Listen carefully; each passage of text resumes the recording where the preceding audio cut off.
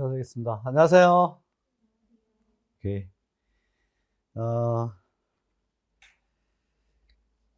4, 5, 6월 교육과정반 이제 오늘 개강을 하게 됐습니다. 본래 작년하고 좀 다르게 올해는 3개월 기본이론반하고 교육과정반하고 구성을 했어요. 그리고 이제 본래 작년 같은 경우에는 5, 6월 교과서 반이죠. 근데 여기가 이제 교육과정 및 교과서 반이에요. 교육과정 및 교과서 반이고, 그리고 22교육과정을 중심으로 당연히 합니다. 당연히 하는데, 다만 교과서는 현재 올해 중1하고 고1만 교과서가 바뀐 거 아시죠? 그래서 이제 중1하고 고1에 제가 지금 본 교과서는 세 종류예요. 창비는 근데 아직 교사용지도서를 좀 봐야 돼. 교사용지도서, 그다음 비상하고 미래. 근데 이제 천재를 좀 봐야 돼. 천재하고. 그리고 뭐 추가해서 두산 정도?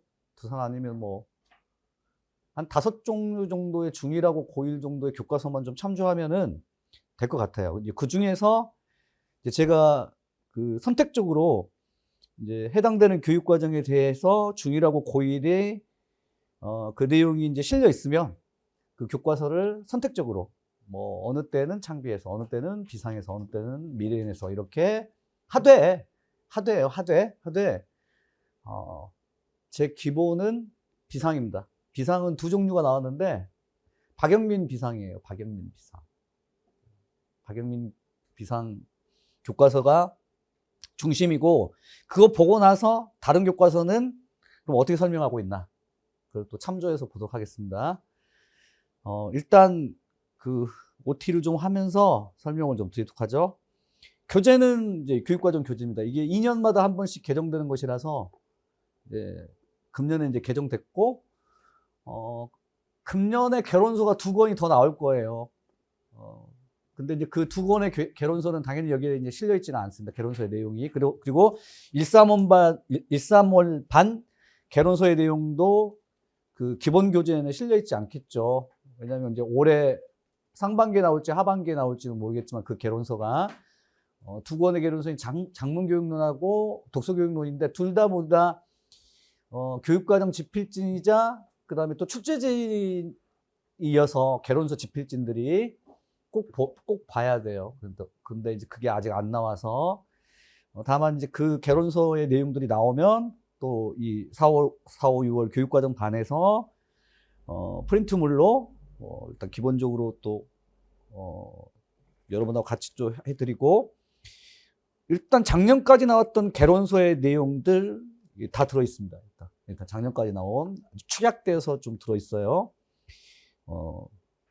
그래서 일단 그 뭐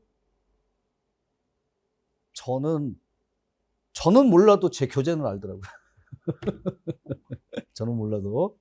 그래서 교육과정 교재를 좀 충실하게 제가 만들었으니까 이걸로 22 개정 교육과정을 중심으로 하되 2009 교육과정까지 다룬다. 각오하시라. 각오하시라. 2009 교육과정은 사실은 2007 교육과정이라고 해도 과언은 아닙니다. 그래서 2007부터 2022까지 같은 내용이라면 어떻게 달라졌는지, 또는 새로 추가된 내용과 빠진 내용이 무엇이는지를 보면서, 그 다음 또 작년까지 나왔던 개론서의 내용들 가운데에서 22 교육과정을 또 반영하고 있는 내용들은 무엇인지, 이런 것도 또 찾아보도록 하겠습니다. 그리고 이제 OT 자료를 좀 보시면 프린트물이 계속 나갈 거예요. 프린트물은 교과서 프린트물입니다. 교과서 프린트물이 나가고, 오늘은 이제 하나 더 추가돼가지고 교육과정과 관련된 OT 프린트물이 있어요. OT 프린트물에서 이제 교육과정에 대한 설명, 이게 주로 이제 교육과정반에서는 제가 교육과정에 대한 설명을 좀 드리는데, 일반적인 교육과정에 대한 설명 말고 22 교육과정에 대한 설명을 조금 더 중심으로 좀 설명을 좀 드리도록 하겠습니다. 전반적인 설명이에요. 전반적인 설명이니까 말씀을 좀 드릴게요. 일단 교육과정이란 무엇인지는 다 아시잖아. 그 모르는 바는 없잖아. 대한민국에서 교육과정을 가장 충실하게 본 자 누구야? 수험생입니다. 원래는 누가 봐야 돼? 교사입니다. 원래는 교사들이 충실하게 봐야 되는데 게으릅니다. 게으르기보다는 할 일들이 많아요. 할 일이 많아서 우리들이 22교육과정을 일단 여러분들이 보시면 될 것 같아요. 국가 수준의 추상적 문서라고 하는 것이 교육과정의 일반 개념이야. 그리고 보시면 이제 성취 기준이라는 표현이 나옵니다. 성취 수준이라는 표현을 예전에 썼었어요. 성취 수준, 성취 기준. 프린트블에 보시면 성취 기준이라는 표현을 많이 써요. 많이 쓰는데 학술적 개념은 이렇습니다. 당연히 시험에 안 나와. 시험에 안 나오는데 교사라면 좀 알고는 있어야지. 성취 기준이라고 하는 표현을 학습자가 이러저러한 수업을 통해서 이러저러하게 갖춘다. 무엇을? 능력을. 그치? 능력을. 그리고 그와 같은 국어 능력의 내적 특성과 외적 특성을 문장으로 진술한 것을 성취 기준이라고 합니다. 이 수업을 진행하게 되면 이런 능력을 갖추게 될 거야. 예를 들자면 추론적인 읽기라고 하는 추론적인 듣기라고 하는 성취 기준이 있으면 그 성취 기준으로 되어 있는 것을 이제 수업을 진행해서 한 4차시 정도 수업으로 교과서에 분명히 있고, 그러면 중학교 1학년 1학기 한 4월 달 4차시에 추론적 듣기를 수업을 했으면 이 학생은 수업을 다 끝마쳤으면 그 성취 기준인 추론적으로 들을 수 있다라고 하는 능력을 갖추게 되는 거야. 그런 능력을 문장 진술하는 게 성취 기준이란 말이지. 그래서 거기 보시면 성취 기준의 세 번째 점에 보시면 진술 방법이 있어요. 성취 기준의 진술 방법은 교육과정 기마다 좀 달랐어요. 성취 기준의 진술 방법이 좀 더 그걸 조작적 정의라고 부르죠. 그러니까 우리가 정의라고 하는 게 사전적 정의가 있고, 또 하나는 종개념을 종차와 유개념으로 나타낸다. 이건 1~3월 발에서 했는데 무슨 정의야? 그런 정의의 진술 방법이 종개념을 유개념과 종차로 표현한다. 그것을 논리적 정의라고 합니다. 근데 조작적 정의라고 하는 것은 이러저러한 의도나 목적 하에 정의 내려진 거야. 교육을 정의 내려봐 라고 하면 사전에 있는 교육이 있을 수 있고, 종개념을 유개념과 종차로 나타내는 논리적 정의도 내릴 수 있지만, 조작적 정의로 내려보면 교육은 인간 행동의 기획적 변화야 라고 교육학에서 배웠을 거야. 맞지? 안 배웠어? 1학년 학부 때 교육학 개론이나 아니면 여러분들 4학년 지금 교육학 시간에 교육은 인간 행동의 기획적 변화라고 배우지는 않았어? 시험에 안 나오는구나. 인간 행동의 기획적 변화. 이거는 조작적 정의예요. 그러니까 교육학이라고 하는 그 목표에 도달하기 위해서 일정하게 조작해서 이제 정의를 내리는 거야. 근데 이 성취 기준의 진술 방식이 언제부터 이렇게 조작적으로 이런 진술 방식 썼느냐라고 하면 2007 개정부터. 그러니까 지난 7차 교육과정까지는 성취 기준을 이렇게 진술한다라고 하는 것을 이제 암묵적으로는 그 교육과정 집필진들이 알았겠으나, 이것을 조작적 정의를 시도한 것은 7차 교육과정부터야. 그러니까 2007 개정 교육과정부터야. 그리고 이제 2007 개정 교육과정부터서는 성취 기준의 진술 방식이 약간씩 달라졌어요. 2007 개정, 2009 개정은 거의 똑같아. 2007 개정하고 2009 개정 교육과정의 두 교육과정의 차이점은 뭐냐면, 선택교 과목의 통합 여부, 요거하고, 그러니까 고등학교 2학년 이상의 선택 교과목의 통합 여부하고 매체 교과목을 하느냐 안 하느냐, 이 차이점이고, 2007이나 2009 개정은 똑같습니다. 아무튼 2007 개정 교육과정이나 2009 개정 교육과정 똑같은 교육과정이라서 그때 이제 성취 기준은 똑같아. 근데 2012 개정 교육과정부터서는 약간씩, 그 다음에 2015 교육과정, 2022 교육과정에 이르기까지는 약간씩 달라졌는데, 모두 통합해서 이 모든 교육과정의 성취 기준의 진술 방법은 다음과 같은 세 가지 특징을 가지고 있다. 한 문장 안에 첫 번째, 담화 또는 글 유형을 밝힌다. 원칙이야, 이게. 담화 또는 뭐라고? 글 유형을 밝힌다. 담화 유형과 글 유형을 밝힌다라고 하는 것은 무슨 뜻이냐면, 학습자들에게 가르쳐야 할 것들이 있어. 그러니까 학습자들이 그 길러야 할 능력이 있는데 그와 같은 길러야 할 능력을 도달하기 위하여 구비된 자료가 있지. 구비된 자료. 그 구비된 자료를 교육 자료를 우리는 담화 유형이나 글 유형이라고 불러요. 독서나 작문에서는 글 유형, 그다음에 화법에서는 담화 유형이라고 불러. 예를 들면 대화 자료, 토론 자료, 또는 뭐 논설문, 또는 설명문, 이런 것들이 모두 다 일종의 학습자들이 길러야 할 언어 능력인 말하기, 듣기, 읽기, 쓰기의 그와 같은 언어 기능 영역의 능력을 도달하기 위하여 활용되는 말이나 글의 자료를 담화 자료라고 불러. 그래서 담화 또는 글 유형을 성취 기준에서는 반드시 밝혀야 한다는 건데 없을 수도 있어요. 없을 수도 있어. 예를 들자면 추론적 듣기. 계속해서 제가 추론적 듣기를 말씀드린 이유는 22 교육과정에 신설을 했으니까 그런 거야. 추론적 듣기는 어떤 것을 들어서라고 하면 분명히 담화 자료가 밝혀져야 되는데 그 담화 자료는 특별한 담화 자료가 없어요. 어떤 상황에서 추론적으로 들을 수 있다. 무엇을 중심으로 해서 추론적으로 들을 수 있다. 이런 식이야. 듣기 이런 성취 기준에서는 특정한 담화 또는 글 유형이 밝혀지지 않는 경우가 있어요. 근데 이제 대부분의 성취 기준에서는 담화 또는 글 유형이 존재한다. 그 다음에 이제 두 번째로는 주요 내용 요소. 요게 제일 중요합니다. 주요 내용 요소라고 불러. 내용 요소라고 불러요. 정해져 있어. 내용 요소. 내용 요소. 그리고 이 내용 요소는 다시 세 가지로 나눠진다. 몇 가지? 세 가지로 나눠져요. 본질, 원리, 태도. 근데 그 밑에 표를 보세요. 학습 요소라고 되어 있는. 2번에 학습 요소라고 되어 있는. 표를 보시면 본질, 원리, 태도. 이게 이제 세 가지 요소인데 그 세 가지 요소 가운데 본질에 해당되는 건 지식이고 원리에 해당되는 건 과정 및 기능이며 태도에 해당되는 것은 가치 및 태도예요. 이제 이거는 교육과정 집필진이 이렇게 이제 이렇게 구성한 거야. 잘 이해가 안 되면 예를 한번 봐봐. 예를 보시면 중학교 얘 봤어?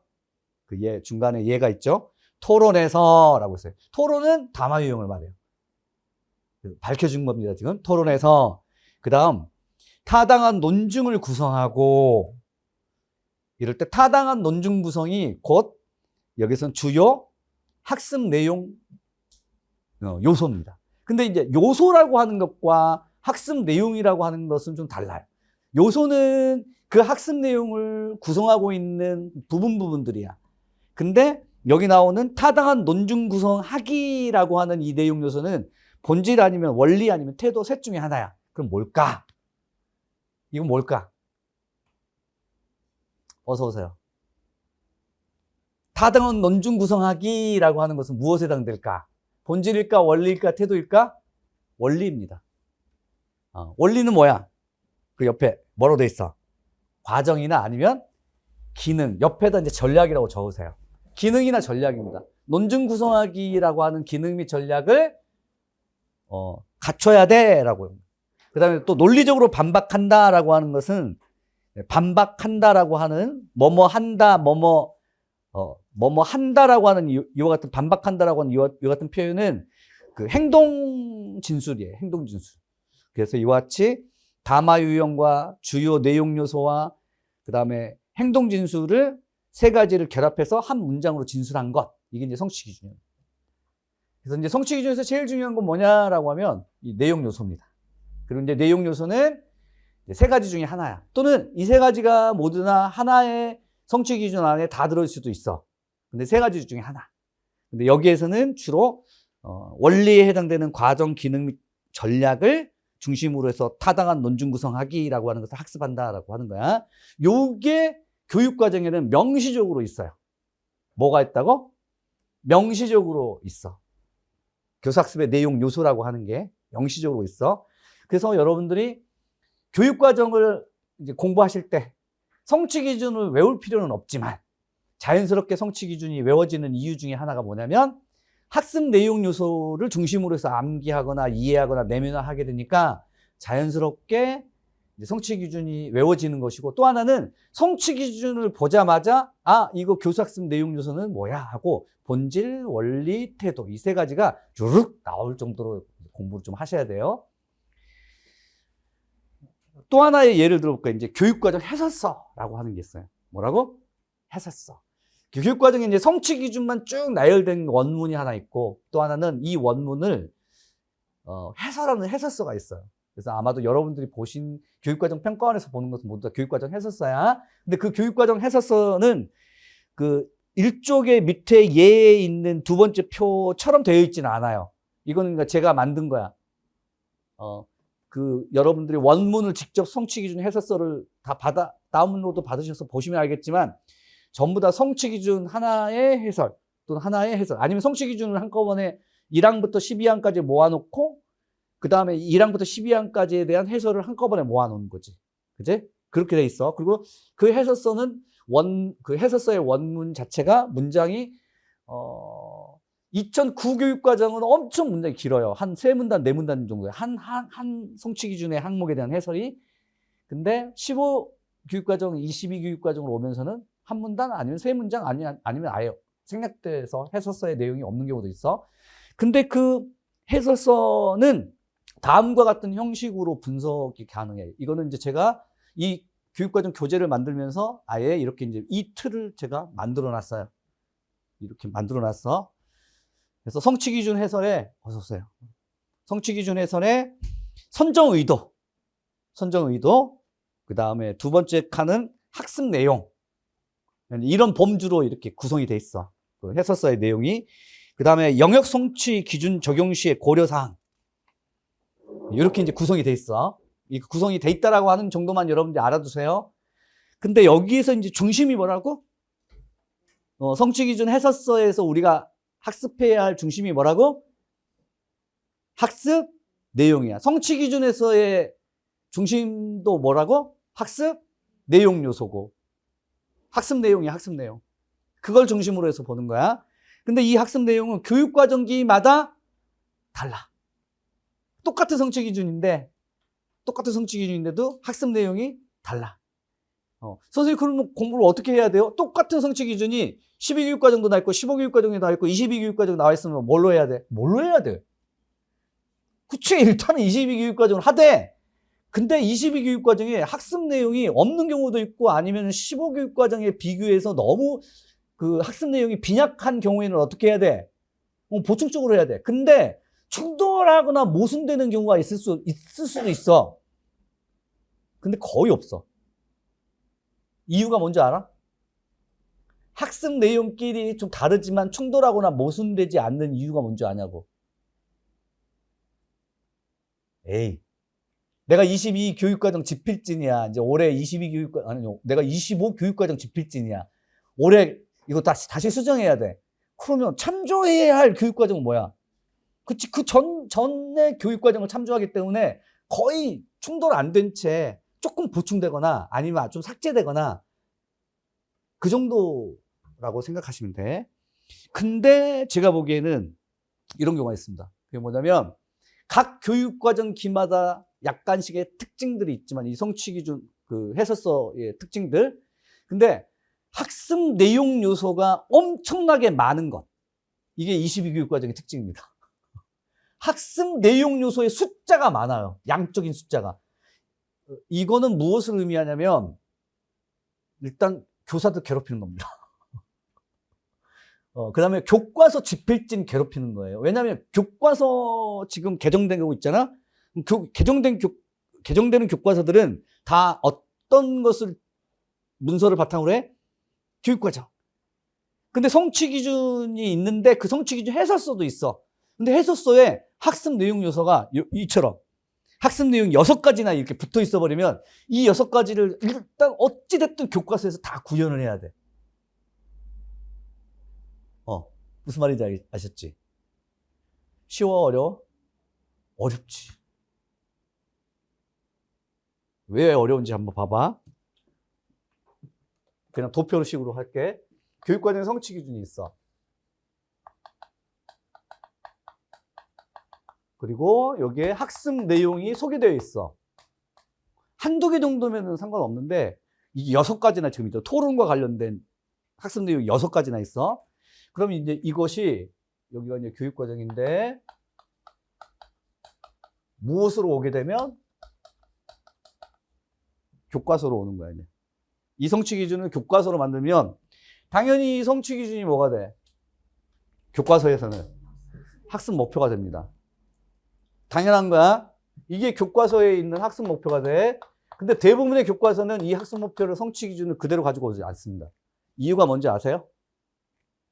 교육과정의 성취 기준을 그대로 가지고 와야 돼. 원래는 교과서를. 가령 예를 들면 여기 나온 것처럼 토론에서 타당한 논증을 구성하고 논리적으로 반박한다. 이게 성취 기준이야. 그럼 교과서에서 이것을 학습 목표로 가지고 오면 토론에서 타당한 논증을 구성하고 논리적으로 반박할 수 있다. 이게 학습 목표가 돼야 돼. 근데 이렇게 안 가져옵니다. 그대로. 왜 그럴까?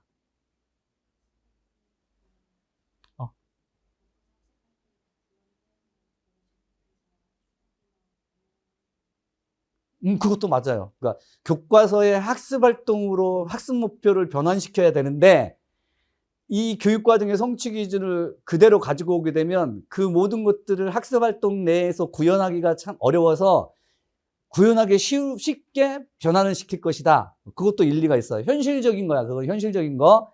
근데 가장 중요한 게 있어. 그건 이제 교과서 집필지는 입장인 거고 가장 중요한 거 뭐냐면 애들이야, 애들. 애들이라고. 자, 성취 기준은 누가 봐? 교사가 보는 거야. 근데 학습 목표는 누가 봐? 학습 애들이 보는 거야. 근데 이 애들한테 야, 토론에서 타당한 논증을 구성하고 논리적으로 반박하다. 자, 따라 읽어봐. 따라 읽어봐. 그러면 애들이 타당한 논증? 중학교 2학년짜리 애들이야, 지금.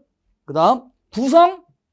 논리적 반박? 선생님 다 모르겠어요. 이거 어떻게 해야 돼, 그러면?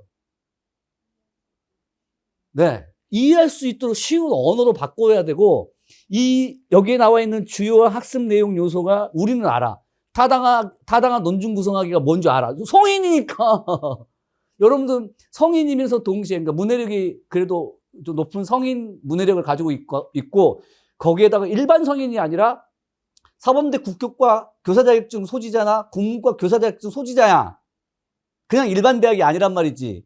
그 정도의 전문가들이니까 타당한 논증 구성하기가 뭐가 어려워? 라든가 구성이란 표현이 뭐가 어려워? 라든가 논리라고 하는 말을 애들이 모른단 말이야? 라고 하는 것이 있을 수 있어.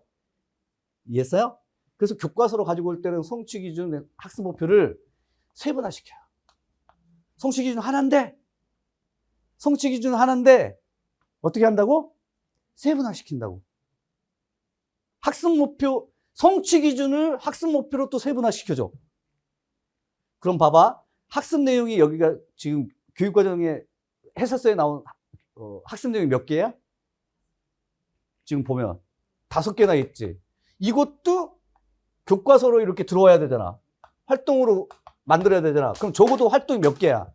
5개야 되는데 성취 기준을 가지고 학습 목표를 2가지나 3가지로 만들어 보니까 여기에서 이제 학습 활동이 더 많이 만들어져. 몇 개나 만들어질 수 있냐면 적어도 학습 내용 요소가 5개면 학습 활동은 몇 개가 돼야 돼? 5개가 되는데 학습 목표가 다시 세분화되니까 그에 따라서 학습 내용이 5개가 아니라 학습 내용이 10개가 되고 10개가 되는 학습 활동은 적어도 몇 개가 돼? 또 10개가 되는 거지. 그래서 여러분들이 교육과정하고 교과서를 곁들여 보실 때 유념하실 점은 뭐냐면, 해당되는 대상인 중학교 1학년 학생들을 위하여 교육과정의 성취 기준의 주요 학습 내용 요소 가운데 중요한 것과 중요하지 않은 것들, 이것들을 빼거나 아니면 넣거나 또는 심지어는 없는 것을 보충 보완해가지고 다시 집어넣는 경우도 있어. 교과서마다. 그렇게 보시면 될 거야. 그래서 여기서는 성취 기준은 하나지만 사실 2가지야. 어떻게 학습 목표를 2가지로 만들 수 있냐면 하나는 타당한 논증 구성하기. 또 하나는 뭐냐면 논리적으로 반박하기. 그리고 이제 타당한 논증 구성하기에 타당한 논증이 뭐냐, 또 논증을 구성한다는 것이 뭐냐, 이것이 학습 활동으로 만들어지고 논리적으로 반박한다라고 할 때 반박이 뭐냐, 그 다음에 또 논리적으로 반박한다는 게 뭐냐가 또 학습 활동으로 만들어지는 거야. 어떤 느낌인지 알았어? 그걸 여러분들이 몇 학년 때 하셨냐고. 사범대학교 혹은 여러분들이 학부 과정에 국어 교사 자격증 그 교과목 선택 교과 필수 교과목들을 학점을 이수하려고 했을 때 2, 3학년 때 들었을 거야. 교재연구법 및 지도법에서 성취기준 하나 던져주고 팀 내에서나 아니면 혼자서 성취기준을 이해한 상태에서 그 성취기준을 적용하여 교과서를 만들 때 원래 이제 이 작업을 했었어요. 이 작업을 그러니까 성취기준을 내 것으로 내면화 시켜가지고 그 다음에 그것을 학습활동으로 구현하는 것 자체가 핵심이고 임용의 지필 문제에서는 어느 부분에 해당되냐면 요 활동 자체를 구하나라라고 하는 문제로 나올 수도 있고 이거는 우리가 교과서만 보면 돼. 교과서 보면 되는데 주로 묻고자 하는 게 뭐냐면 요 부분을 물어봐요. 요 부분을 물어보는 거야. 성취 기준은 임용에서는 기출문제에서는 주어져 있어. 다음은 선교사가 뭐뭐뭐뭐라고 하는 학습 목표를 가지고서 다음은 선교사가 뭐뭐라는 주제로 수업을 진행하고자 한다 할 때 또는 다음은 수업 자료 중에 일부인다는데 수업 자료 보시면 학습 목표가 이렇게 있는 거야. 학습 목표나 성취 기준이 이미 주어져 있는 상태야. 그럼 이 주어져 있는 상태에서 학습 내용은 안 주어져 있어. 그럼 어떻게 해야 돼? 우리가 이제 교육과정을 공부할 때 교육과정의 성취 기준을 외울 필요는 없지만 무엇을 외워야 돼? 학습 내용 요소를 외워야 돼. 그리고 이제 이 학습 내용 요소는 성취 기준을 구체화시킨 거야. 뭐라고? 구체화시킨 게 학습 내용 요소야. 근데 이 학습 내용을 또다시 구체화시킨 게 뭐야? 학습 활동이야. 학습 활동은 저 학습 내용 요소를 구체화시켰다라고 해도 과언은 아니야. 여기까지 이해하셨죠? 그래서 학습 내용 5가지 보시면 1, 2, 3, 4, 5로 지금 나와 있지? 이걸 외워야 돼, 이걸. 외우시고, 암기하거나 외우는 건 똑같지? 내면화하고, 그 다음에 심지어는 개론서에서는 요 내용들을 자세하게 설명하는 경우가 있어. 교육과정 해설서에는 학습 내용 요소는 제시만 돼 있지. 여기에 대한 설명이 없습니다. 논리적으로 반박한다는 게 무슨 말인지, 또는 상대방이 제기할 수 있는 반론을 고려한다는 말이 무슨 말인지, 또는 근거를 들어 상대의 논리적 허점 및 오류에 대해서 반박한다는 것이 무엇인지가 교육과정 해설서에는 없어. 그럼 이것을 어디서 봐야 돼? 개론서에서 봐야 돼. 근데 개론서에도 없는 경우도 있어. 그럼 어디서 봐야 돼? 학습 내용 요소는 분명히 교육과정 해설서에 나와 있는데 5가지로. 근데 이 내용이 구체적으로 무엇을 의미하는지가 개론서에 없어. 그럼 뭐에 봐야 돼? 교과서입니다. 교과서입니다. 교과서로 봐야 돼. 교과서는 이것을 지금 어떤 식으로 이해하고 있는지를 봐야 된다고. 근데 그 교과서의 집필지는 동일해? 아니면 달라? 달라. 비상교과서 집필진, 천재교과서 집필진, 또 비상 안에서도 비상박 말씀드렸죠. 박영민 그 교수님의 집필진 또는 다른 교수님의 집필진, 그 집필진에 교수님들만 있는 건 아니야. 한두 분 정도만 교수님이고 나머지는 다 누구야? 현직 교사들이야, 현직 교사들. 현직 교사들은 이 교육과정의 교사학습의 내용 요소를 무엇으로 어떻게 이해하고 있는지를 우리가 알 필요가 있는 거지. 왜? 무엇을 우리가 임용해서 공부하기 위해서야? 학습 내용을 이해하기 위해서야. 학습 내용을 이해하기 위해서 교과서를 보는 거야. 교과서의 학습 활동을 보면 요 학습 내용을 이렇게 구체화시켰군. 5가지 학습 내용이 있는데 여기서는 교과서의 학습 활동에는 구현이 안 된 게 하나가 있군. 이 교과서는 그게 중요하지가 않은가 봐.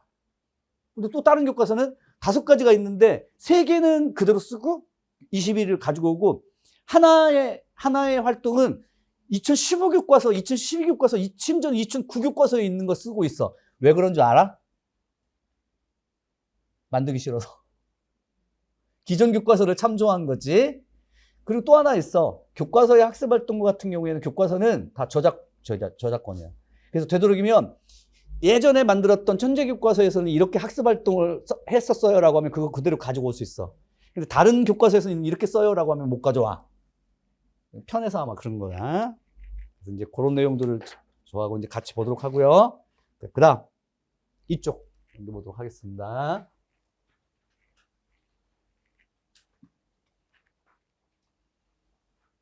제가,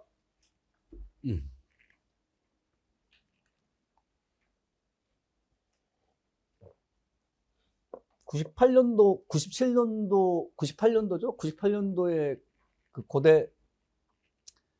97년도였는데 2000년도에 고대 들어갔을 때, 그 고대 들어갔을 때는 제가 임용 공부를 하려고 했었어요. 임용 공부를. 아예 하려고.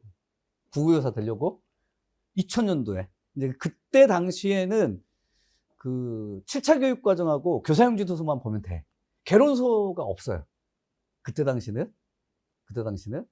근데 그 이후로 이제 그 2008년도, 2009년도 이후로 이제 그 누적 사범대 졸업생들이 누적 많이 되고, 이제 여러분들끼리 이제 경쟁이 좀 치열해짐에 따라서 TO도 많이도 안 나고, 심지어는 99년도 당시에는 2번이나 뽑았었어요. 12월 달에 정규적으로 뽑고 5월 달에 또 일시적으로 뽑았어요. 국어과가 그래가지고 그 당시 1200명 뽑았어.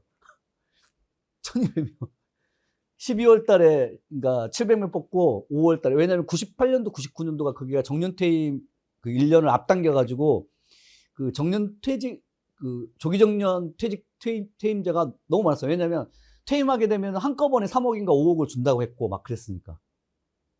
그래가지고 막 TU가 그렇게, 그 당시는 뭐 98년도, 99년도만 그랬으니까. 하지만 그럼에도 불구하고 500명에서 700명 선 이렇게 유지했었어. 근데 가면 갈수록 이제 막 이제 TU도 줄어들고 하죠.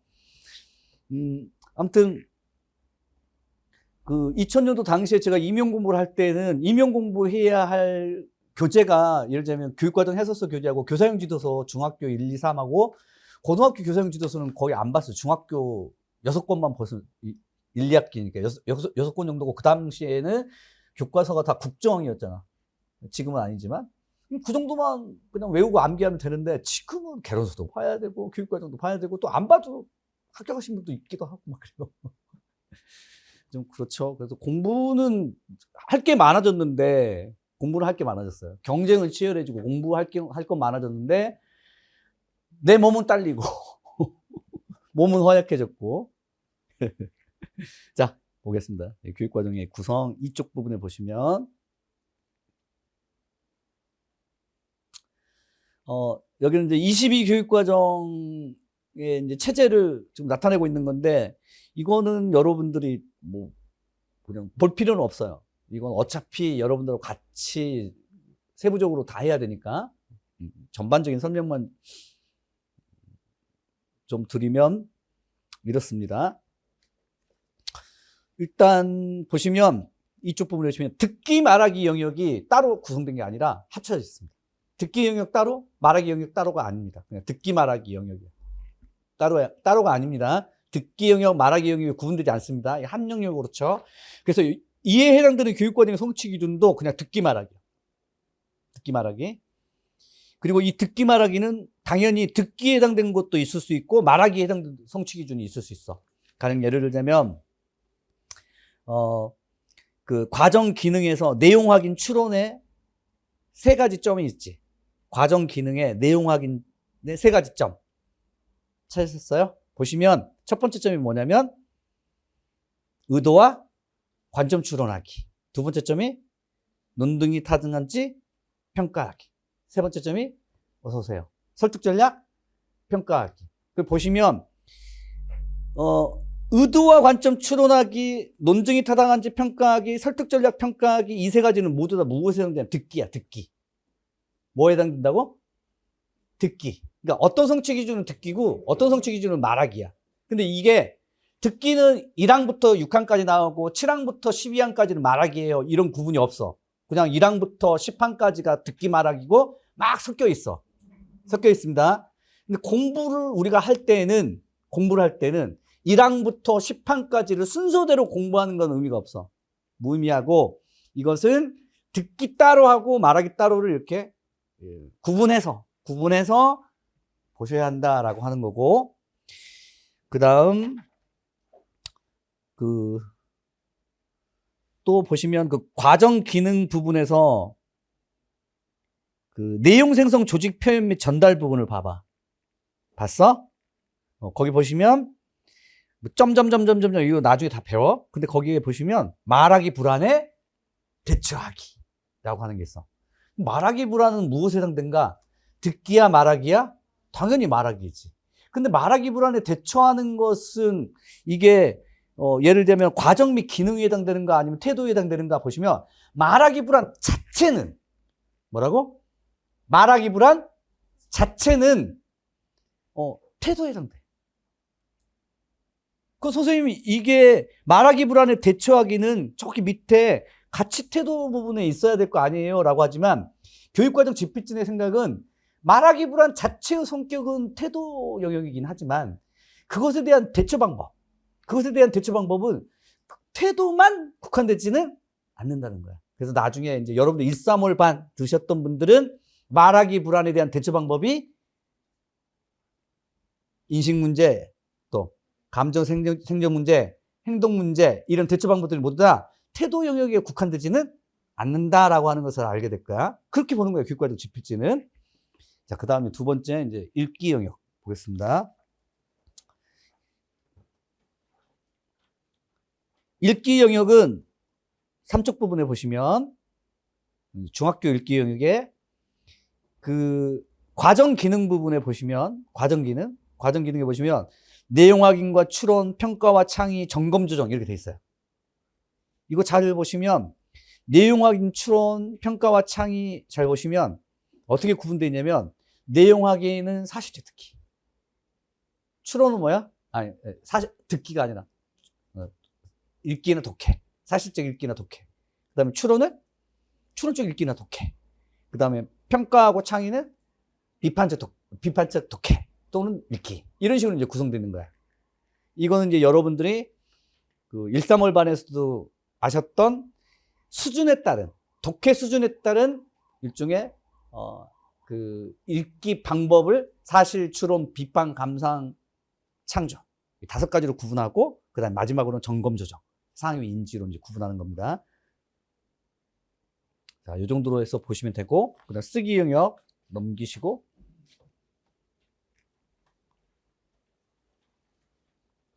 쓰기 영역은 그 4쪽 부분에 보시면 훨씬 더 여러분들 보기 쉽죠? 그 과정 및 기능 부분이 어떻게 되어 있냐면, 계획, 생성, 조직, 표현, 고쳐쓰기 이렇게 되어 있습니다. 이해하셨죠? 각각에 대해서 이제 교육과정 성취 기준이 있고 그에 따라 학습 내용 요소가 있는 거야. 그런데 여기까지는 알겠어. 근데 뭐가 있다? 매체. 이번에 중1하고 고1 교과서에 매체가 들어가 있습니다. 그래서 이제 이 매체 영역을 제가 고민 중이에요. 어떻게 고민 중이냐면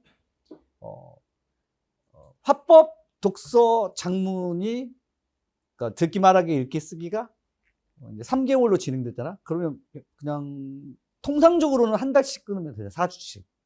근데 문제는 뭐냐? 뭐가 있어? 매체가 있기 때문에 매체를 고려한다면 어떤 영역에서는 한 주차나 2주차가 좀 빠져야 될 것 같은데 근데 그렇게 안 해줍니다. 어떻게 하냐면 읽기 하면서 매체하고 듣기, 말하기 하면서 매체합니다. 선생님 그래도 돼요? 그렇게 매체가 구성되어 있어요. 성취 기준이. 매체가 매체 영역이 따로 신설되어 있긴 하지만 그리고 교과서마저도 그 매체가 듣기, 말하기의 성취 기준과 매체 성취 기준이 같이 합쳐져 있거나 심지어는 문학 성취 기준과 매체 성취 기준이 합쳐져 있어요. 매체가 따로 단원 설정이 없습니다. 다른 듣기, 말하기, 읽기, 쓰기를 하면서 매체의 성취 기준을 같이 붙여서 하는 거야. 그러다 보니까 예를 들자면 이런 거죠. 대단원명은 보통 우리가 이제 범교과적 주제를 설정합니다. 예를 들자면 뭐 지금 중1, 고1 교과서니까 생각나는 교과서 대단원명이 없지만 예를 들자면 다른 사람과 더불어 살기 이게 대단원명이야.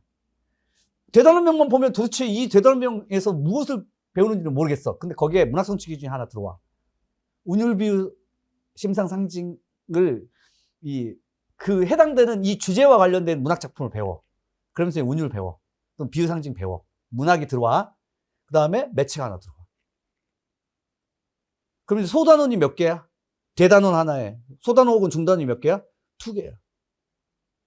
2개인데 이 앞에 있는 문학하고 뒤에 있는 매체가 서로 분리된 게 아니라 다른 사람과 더불어 살기라고 하는 공통된 주제로 2개가 이제 묶어져서 앞에서 배웠던 문학의 운율, 비유, 심상, 상징을 매체를 활용하여 이렇게 가는 거야. 이제 이렇게 가는 거야. 이렇게. 그걸 의도하고 있어. 그래서 매체가 지금 영역 설정이 따로 되어 있긴 하지만, 커다란 주제 중심의 대단원 안에 앞에 중단원이나 소단원의 다른 특정 영역과 결합해서 배워라. 특히나 말하기, 듣기, 읽기, 쓰기에서 매체는 쓰기 영역하고 읽기 영역에 굉장히 많이 붙어 있어요. 문학보다도 훨씬 더 많이 붙어 있어. 그걸 이제 여러분들이 참조하셔서 교과서를 우리가, 그래서 말하기, 듣기, 읽기, 쓰기를, 지금 화법 독서 장문의 4주씩 구성을 할 때 매체를 따로 따로 주차를 설정하지 않고 하면서 여러분들에게 소개를 해드리도록 하겠습니다. 그리고 매체는 넘기시고, 그 다음 고등학교 이제 공통교육과정이 1학년인데 뭐 다 넘기시면 됩니다.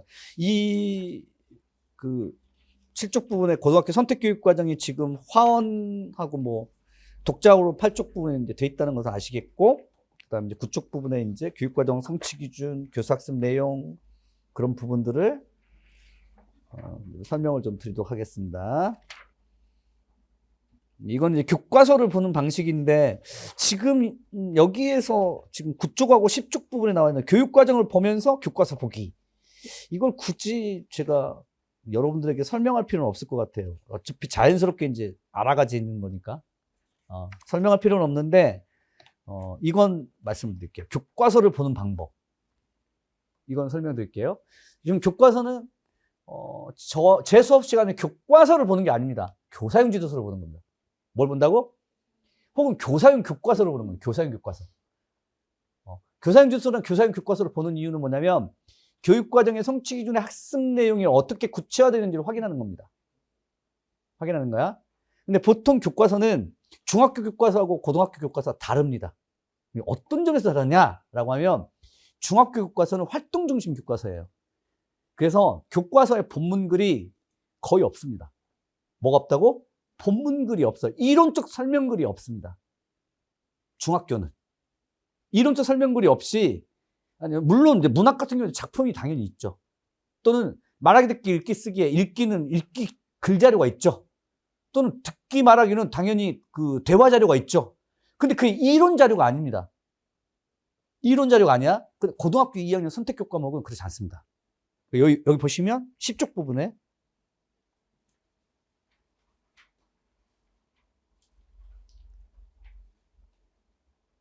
이게 중학교 교과서일까 고등학교 교과서일까 한번 생각해봐. 사회자, 지금부터 뭐뭐라고 하는 것으로 토론을 시작하도록 하겠습니다. 이건 뭐야? 토론 자료지. 토론 자료 자체가 주어진다라고 하면 이거는 고등학교가 아니라 중학교입니다. 그러니까 아무런 설명이 없어. 무엇에 대한 설명? 토론에 대한 아무런 이론적인 설명이 없어. 그럼 뭐냐면 이와 같은 토론 자료가 주어진 상태에서 이론적인 설명들을 거기서 이제 해나가는 거야. 이게 중학교 교과서입니다. 됐어요? 그래서 중학교 교과서에서는 여러분들 교사용 지도서를 보실 때 유념하실 점은 그 해당되는 도움말 이런 것들을 자세하게 봐야 돼. 왜냐하면 앞에서 이론적인 설명글이 아예 없기 때문에 따로 빼지를 않았기 때문에 그 대화 자료나 토론 자료의 말글 자료를 설명하는 교사용 지도서의 도움말 부분 같은 것들이 이론적인 설명이 되어 있는 부분이거든. 그걸 중심으로 해서 여러분하고 저하고 이제 같이 보는 겁니다. 그리고 이제 넘기시면 이렇게 이제 그 토론 자료를 이렇게 분석하는 내용들이 이게 다 교사가 원래 설명해 줘야 할 부분이야. 애들하고 같이 보면서 교사가 설명해 줘야 할 부분인데, 그 다음에 넘겨보시면 14쪽. 그러니까 본문글이 이제 본문글이 끝났지? 뭐가 붙어 있어? 활동이 붙어 있어. 근데 14쪽에 보시면 제가 좌측 부분은 활동, 우측 부분은 뭐야? 예시 답안. 이게 이제 답안이야, 답안. 교사용 지도서가 이렇게 돼 있어. 그러니까 교사용 지도서는 원래 좌측하고 우측으로 구분 안 했는데, 그냥 제가 이제 편하게 이제 구분해둔 거고, 여러분들이 보실 거는 뭐냐면, 일단 활동을 봐야 돼. 일단 활동. 그 다음에 활동의 개수를 봐야 돼. 활동의 개수. 몇 개의 활동으로 구성되어 있느냐. 여기 보시면 토론 활동을 몇 개로 지금 구성이 있어? 4개야, 4개. 16쪽에까지.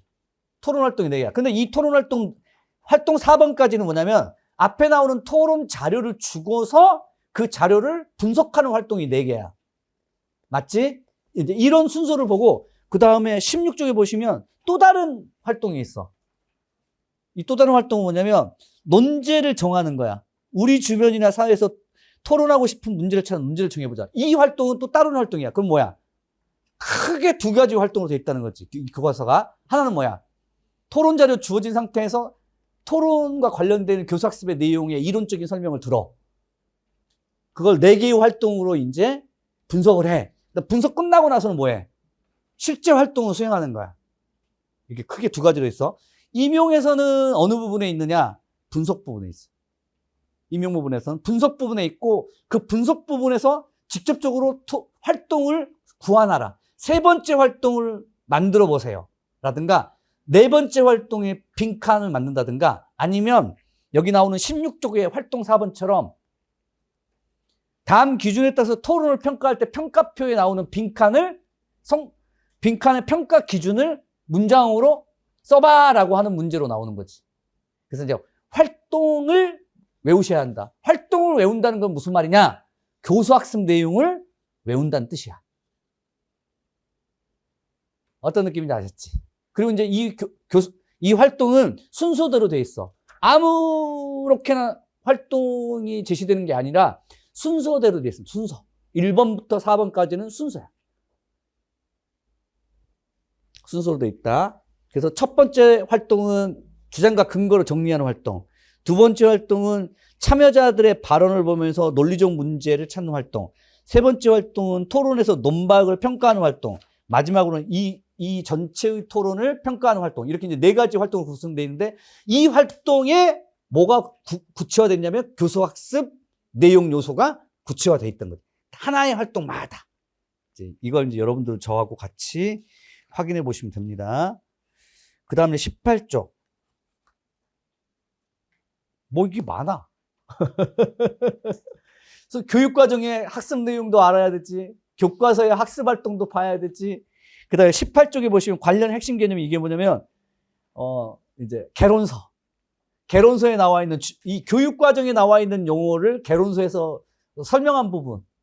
이건 이제 원문 자체가 아니라 이제 제가 축약해가지고 압축 정리한 겁니다. 개론서 내용이에요. 개론서 내용. 강의 예를 들면 18쪽에 논증 구성 요소가 몇 개 돼 있어? 주장, 근거, 이유, 예상 반론, 반박. 개론서에도 설명돼 있고, 그러니까 설명이 아니라 개론서에는 이것들에 대해서 자세하게 설명되어 있으나 교육과정에서는 이 5가지 구성 요소는 그냥 명시만 했지. 이 무슨 뜻을 가지고 있느냐 묻지도 않았지.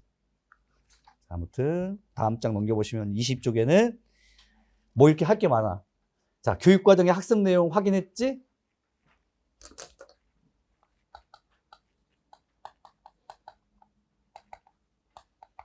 성취 기준의 진술 가운데서 학습 내용 요소에 주목해서 확인했어?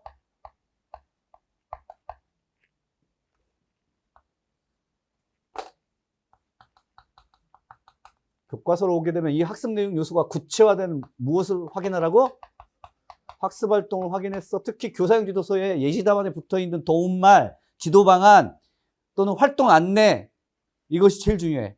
왜냐하면 이 활동은 무엇을 위한 활동이다라고 하는 것이 교사용 지도서는 들어있으니까. 교과서 학습 활동 자체, 교과서 본문에는 그런 도움말 같은 것이 짧게 있어. 근데 지도서는 그렇지 않아. 지도서는 굉장히 길게 이제 돼 있어. 그 다음 하실 일은 뭐냐면 기출 확인입니다. 기출. 어느 정도 수준까지 왔느냐. 기출 문제를 확인하는 거예요. 그게 20쪽의 내용이에요. 20쪽의 내용이 2024학년도에 나왔던 토론 논증 구성 요소 주고, 그 다음에 그 입론과 관련된 논증 구성 요소와 관련된 문제점을 파악하는 것. 그래서 이제 논증 구성 요소를 알고 있느냐를 묻는 문제야, 이게. 결국 논증 구성 요소는 어디로부터 온 거야? 24학년도 기출문제의 논증 구성 요소라고 하는 이 개념을 알고 있느냐는 어디로부터 온 거야? 원래는 교육과정에 성취 기준에 있는 거야. 이거 알고 있느냐를 묻는 거야. 21쪽에서 이제 그런 내용을 확인해 주시면 됩니다. 넘기시고 이제 마무리. OT 마무리. 23조.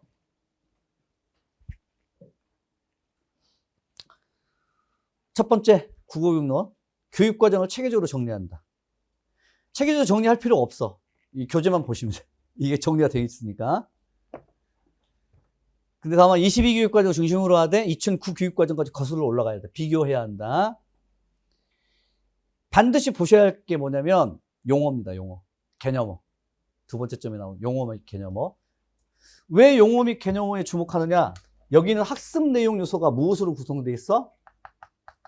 무엇으로 구성되어 있어? 학술어로 되어 있어.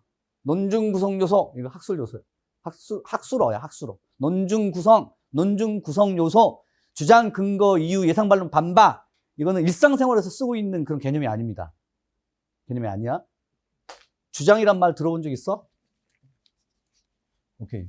주장을 학술어로 진술해봐. 개념적인 내려봐. 일상생활의 용어로 진술하지 말고 학술 용어로 진술해봐. 주장이란? 근거란? 예상반론이란? 반박이란? 이런 게 교육과정에는 마구 사용돼. 근데 그 마구 사용되고 있는 그 개념이나 용어를 학술 용어 수준까지 여러분들이 진술할 수 있어야 돼. 개념적인 내리셔야 돼. 예를 들자면 주장이란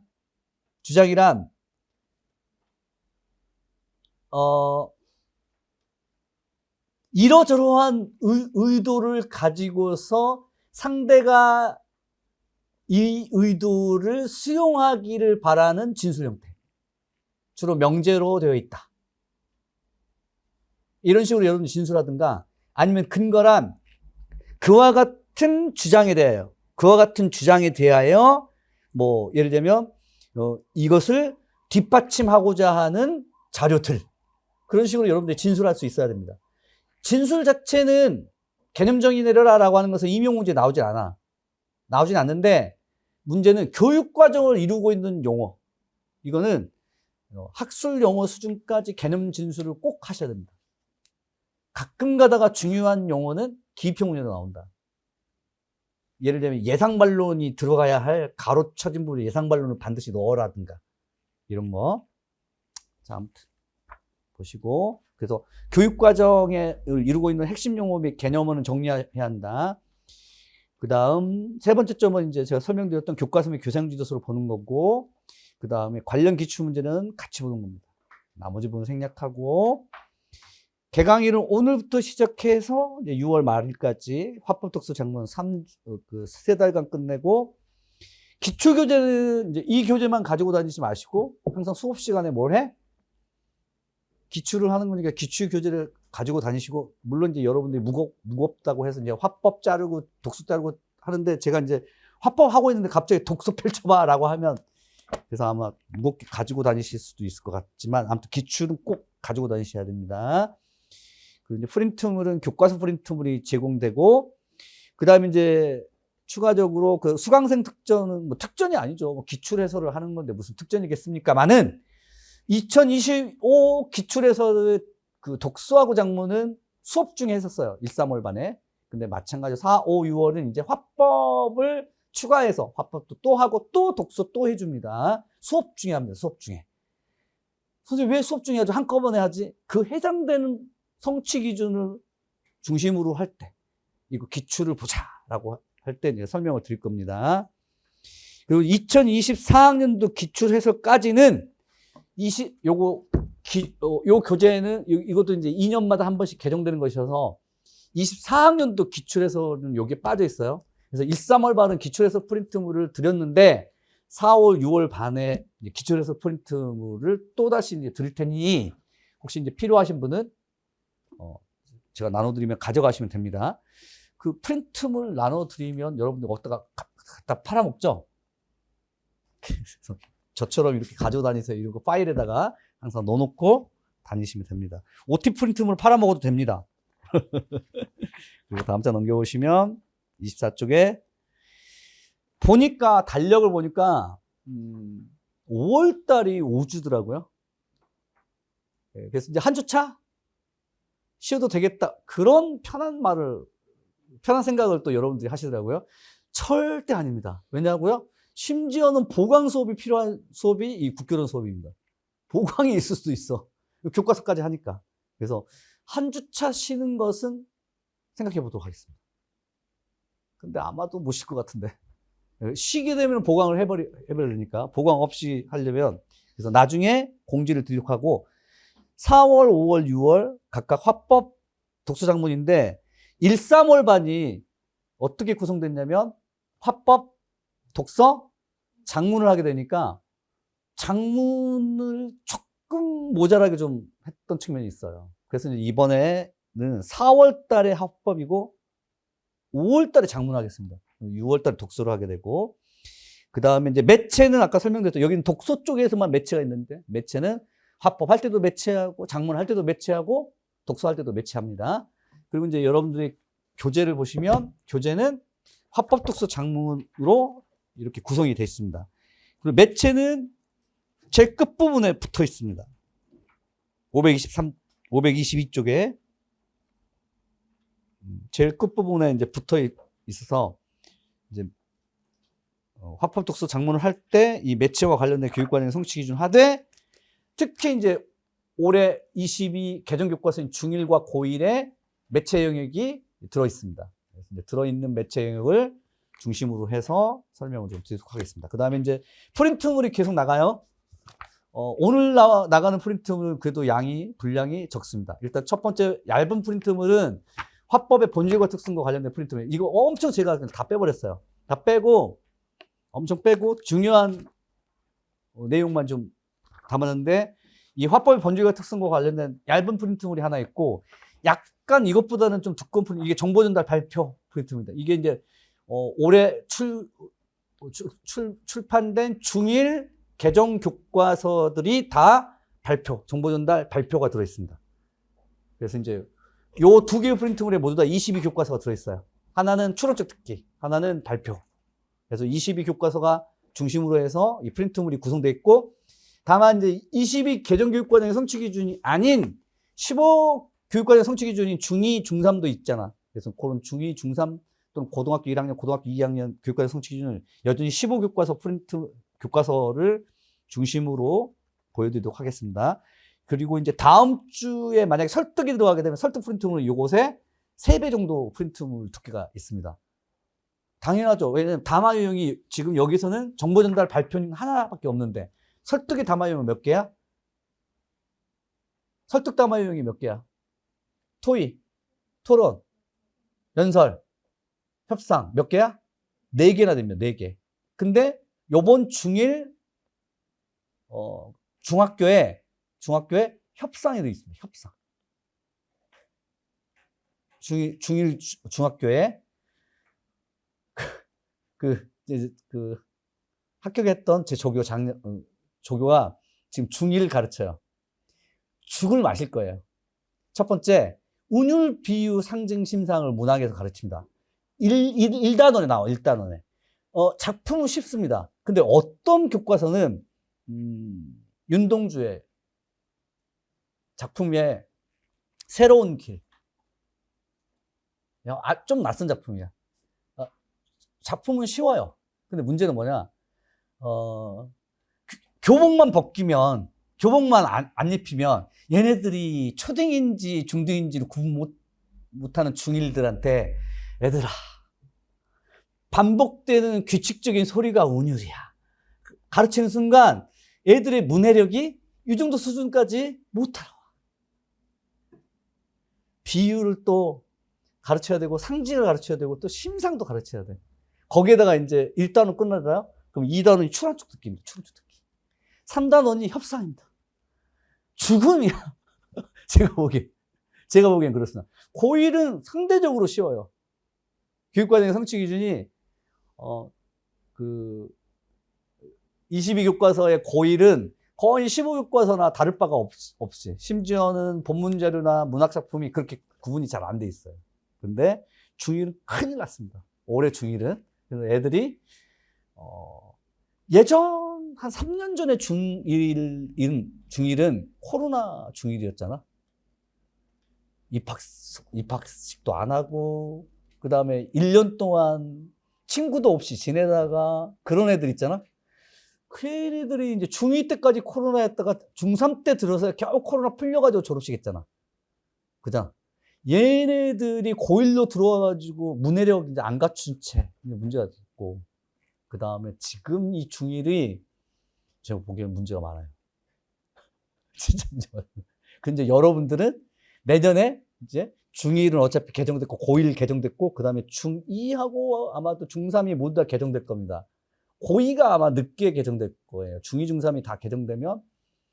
그리고 올해 25 교육과정이 나온다는 소리도 있어요. 언뜻 들었는데. 그럼 25 교육과정은 그, 뭐죠? 지금, 뭐라고 하죠? 학년제? 뭐, 자유학년, 자유학기제? 네. 그것 때문에 약간, 해서 약간 반영시킨다는 말도 있어요. 그래서 조금, 좀 힘듭니다. 자, 아무튼, 오늘 중1 교과서를, 특히 2022 교과서를 중심으로 해서 좀 많이 보도록 하겠습니다. 좀 쉬었다 하죠.